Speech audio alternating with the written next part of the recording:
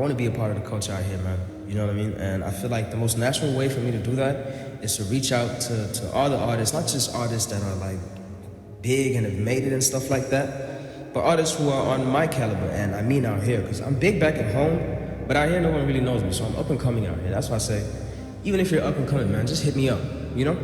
And I wanna work with as many artists as possible. I don't care if I end up doing 30 verses, 50 verses, that would be even better. I would like that.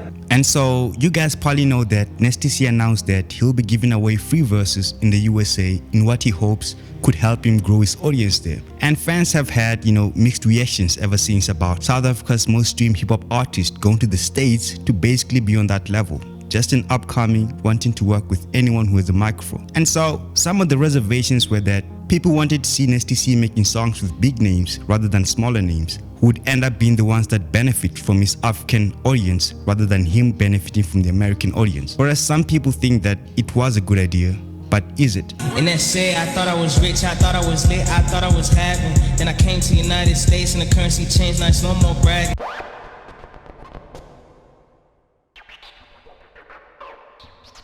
I think that, living in this digital era, the most important thing to consider would be algorithms. The algorithm. What algorithm works? By asking that algorithm to look at all of that information for you. Algorithm? The purpose of your algorithm is to pick out things to the extent you can that are in that category.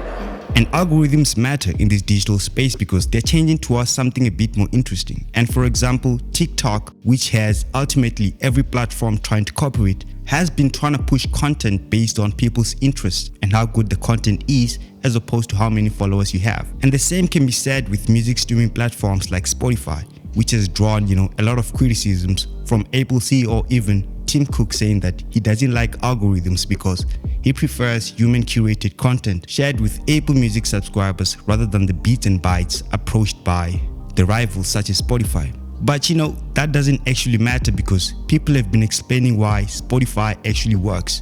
And soon I think a lot more platforms are going to take that route.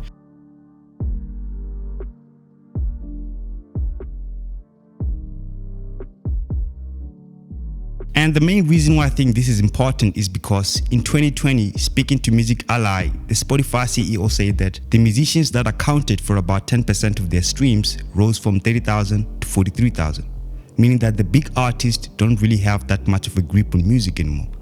And for example, with what Tim Cook was saying about algorithms and him preferring human-driven playlists, and what that means is that in the past, artists with connections could extensively pull out their numbers as opposed to smaller artists. But that doesn't work anymore because the small artists are starting to grab a larger piece of the pie. And some new South African cats seems to be moving towards that era now because I also heard Magdalado Boy say the same thing during his listening session. It's really just about the music, Anyone who is family here knows I do not make art decisions based on anything but art. I don't care how famous you are. But another aspect of this would have to be frequency because during lockdown, the Spotify CEO as well said that artists who don't really drop, music frequently will have a hard time, getting streams because there were millions of artists that were actually consistently dropping music.